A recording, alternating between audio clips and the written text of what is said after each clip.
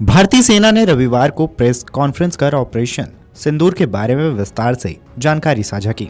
सेना की इस प्रेस ब्रीफिंग में director general of military operations यानी कि DGMO lieutenant general Rajiv Ghai, vice admiral an Pramod और एयर मार्शल अवधेश कुमार भारती शामिल हुए। उन्होंने ऑपरेशन सिंदूर को लेकर विस्तृत जानकारी साझा की। ये तीनों सैन्य अधिकारी यानी कि lieutenant general Rajiv Ghai, vice admiral an Pramod और air marshal Awadhesh Kumar Bharti operation Sindoor के नायक रहे, जिन्होंने अपनी शानदार रणनीति और अदम्य साहस का परिचय देते हुए पाकिस्तान के नापाक मंसूबों को धराशायी कर दिया। आइए जानते हैं कि इन तीन नायकों के बारे में सब कुछ। Director general of military operation यानी कि DGMO lieutenant general Rajiv Ghai वो ऑफिसर हैं जिनके पास पाकिस्तान के डीजीएमओ मेजर जनरल कासिफ ने संघर्ष विराम की गुहार लगाई थी। इस बातचीत के बाद दोनों देशों के बीच संघर्ष विराम को लेकर अस्थायी सहमति बनी थी। लेफ्टिनेंट जनरल राजीव घई ने अक्टूबर 2024 को डीजीएमओ के पद पर ज्वाइन किया। इस महत्वपूर्ण पदभार को संभालने से पहले वो चिनार कॉर्प्स के जनरल ऑफिसर कमांडिंग जीसीओ के पद पर तैनात रहे। लेफ्टिनेंट जनरल राजीव घई को कश्मीर घाटी और नियंत्रण रेखा पर आतंकवाद विरोधी अभियान का विशेषज्ञ माना जाता है। ऑपरेशन सिंदूर में इनकी अहम भूमिका रही है। वे NDA defence service staff college, Wellington और नेशनल डिफेंस कॉलेज के पूर्व छात्र हैं।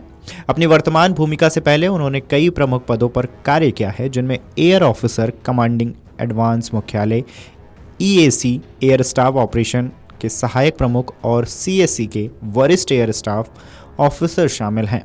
वह एक फाइटर कॉम्बैट लीडर हैं और डिफेंस सर्विस स्टाफ कॉलेज के स्नातक हैं। वो सुखोई 30 MK स्क्वाड्रन के फ्लाइट कमांडर भी रह चुके हैं। भारत पाकिस्तान के बीच जारी तनाव के बीच समुद्र में नौसेना पाकिस्तान के नापाक इरादों को नेस्तनाबूद करने के लिए तैयार थी। ऑपरेशन सिंदूर के दौरान नौसेना की जिम्मेदारी वाइस एडमिरल एन प्रमोद पर थी। वाइस एडमिरल एन प्रमोद ने 15 जनवरी 2024 को नौसेना संचालन महानिदेशक यानी कि डीजीएनओ का पदभार संभाला था। वे नौसेना अकादमी गोवा के 38वें इंटीग्रेटेड कैडेट कोर्स के पूर्व छात्र हैं और 1 जुलाई 1990 को भारतीय नौसेना में कमीशन हुए थे। ये फ्लैग ऑफिसर कैट ए सी किंग एयर ऑपरेशंस ऑफिसर हैं और संचार एवं इलेक्ट्रॉनिक युद्ध विशेषज्ञ भी हैं। उनकी प्रमुख नियुक्तियों में पश्चिम बेड़े के फ्लीट ऑपरेशंस ऑफिसर INS अभय शार्दुल और सतपुड़ा के कमांडिंग ऑफिसर, राजपूत के कार्यकारी अधिकारी, सुजाता के SSCO और कृपान के GO 2 शामिल हैं। उन्होंने पोर्ट ब्लेयर स्थित नौसेना वायु सैनिक अड्डे की भी कमान संभाली और DSSC वेलिंगटन में डायरेक्टिंग स्टाफ के रूप में भी कार्य किया है। हम जो मिलिट्री होता, our main job is to prevent war and maintain peace and stability. So it is not that our response is a graded response. That means अगर किसी ने किया तो उसको graded उसमें किया, जैसे terrorist action हुआ तो what we did is the terrorist action and we destroyed all the terrorist camps. उसके बाद आपने देखा कि उनने थोड़ा सा कोशिश किया तो हमारे एयरफोर्स एंड आर्मी ने क्या किया, तो मिलिट्री टारगेट्स हैं उनको उनके ऊपर थोड़ा। So our aim is to maintain peace and tell that our adversary that you do this and the response will be bloody. दिया तो मैंने शुरू में ही कहा कि जैसे ही ऑपरेशन सिंदूर कॉन्सेप्चुअलाइज हुआ तो हमारा जो पीछे की कार्रवाई होती है, स्पेड वर्क और टारगेट्स को आइडेंटिफाई और एनालाइज करने की कार्रवाई शुरू हो गई थी। मैंने जब स्टेटमेंट दिया तो मैंने बताया कि बहुत सारे थे, हमने 21 दिखाए होंगे और भी हैं, लेकिन वो लिस्ट फिल्टर करते करते 21 तक पहुंची।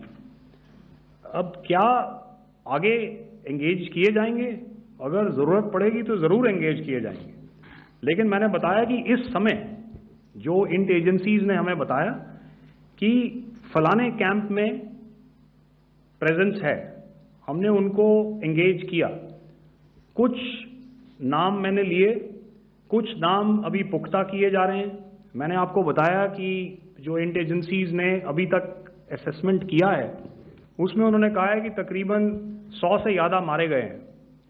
और एक आज आपने तस्वीर भी देखी कि काफ़ी प्रोमिनेंट जो फ्यूनरल था, काफ़ी प्रोमिनेंट एक जो हस्ती हैं वो ऑर्गेनाइज कर रहे थे और उस फ्यूनरल में और कौन कौन लोग अटेंड कर रहे थे वो तो आपने देखा ही। तो आप लोग सब समझदार हैं और मुझे ये कहने की ज़रूरत नहीं है कि अगर आप ये वीडियो YouTube पर देख रहे हैं तो हमारे चैनल को सब्सक्राइब कर बेल आइकन दबाएं और Facebook पर देख रहे हैं तो हमारे पेज को लाइक करें।